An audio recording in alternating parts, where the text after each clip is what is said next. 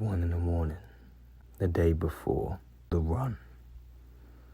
I'm going to be running from Margate to Maidstone. It says it's a 15-hour walk, but me and my friend are going to run it. But we're going to do it. This is the night before, just stretching beforehand and meditating. But I'm going to vlog the whole thing and make sure it's all documented for the future. For the last 2 days, me and my best friend did something normal people would call impossible. The challenge was so difficult. It was mental and physical torture. Didn't know if we were even gonna make it home. It was one of the most difficult challenges I have ever done. Me and my best friend did it, and we won it, and we conquered it. It's one of the hardest challenges probably anybody would ever do in their life. Matter of fact, nobody, no normal sane person will probably do it in the entirety of their life. Right, at the moment we're just running. No shit. Keeping a slow and steady pace to start off with. We're going to do a video every 1 to 3 miles. We've got 0.2 miles, and that's already the first mile in. We've got to turn right up at this road, and then that should be the first mile marked. First mile done. I must say 1% of the human race would do something like this. We got the train up to Margate, and the only way we could get home was on foot. You may be thinking, I just looked up at old Google Maps and it only says 15 hours. This took us 31 hours. We had to rest so much during this time.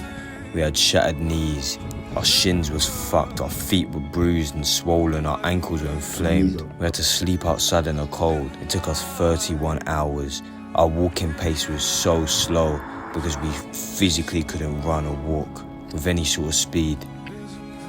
It was mental torture, physical torture, and it started to get freezing cold. So we started to try and jog, and then my boy's knee, it shattered before anything else. The thing we could do was speed walk. So we were speed walking in the pitch black on country roads. Okay, we're walking slowly. We're just walking at the moment. I don't think we're going to be able to jog too much. Just going to pace ourselves with this because, not gonna lie, my leg is fucking battered. Please, we're fucking tired and battered. We're just pacing ourselves for the remainder of this 38 miles. Seeing nothing but the sat-nav guiding us. We could see nothing ahead except the lights of the cars. We literally went through hell and back to get back home. Hell and back.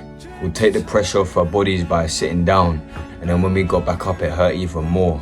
But as we're walking, he collapses. He said to leave him, he said to go. But I said, no, I ain't going nowhere, we're in this together. His knee buckles and he falls to the floor. Falls in this grass patch, and he puts his head on the floor. When his head touches the floor, he's asleep.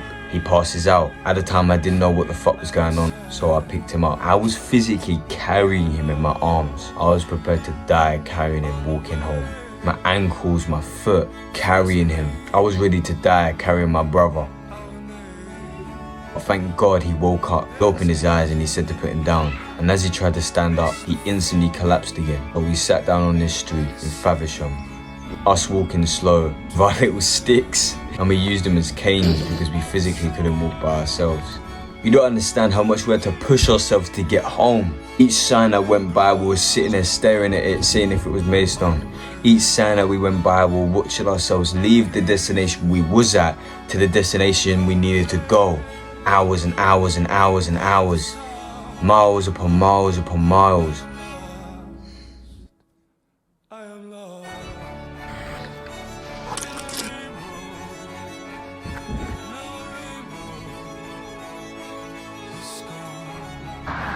His little rest.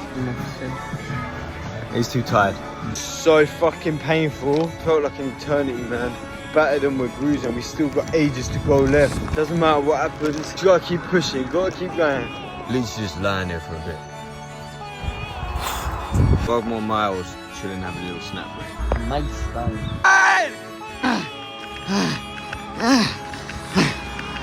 Like, calm the fuck down. Calm the fuck down. We're literally struggling to walk downhill. Nah, this is bad. It's going for so long. People are asking what we learned from it. People are asking why we did it. People are asking what drove us to keep pushing and keep going. No matter what circumstances you're put in, no matter what circumstances you're in, always keep pushing. You have to keep going. It does not matter. You can always fight. Taught me about my mind and how your mind can achieve absolutely anything you desire. I know after this, I can do absolutely anything.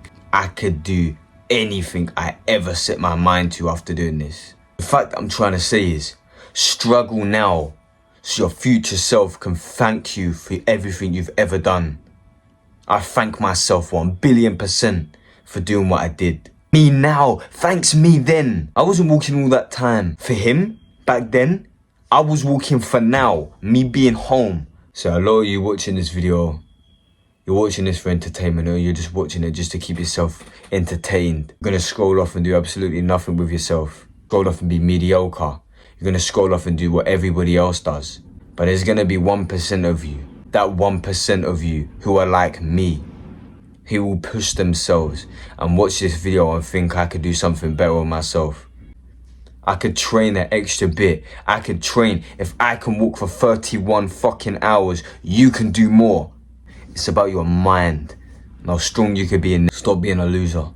You can do it, even in impossible conditions and circumstances. So go do something meaningful with your fucking life.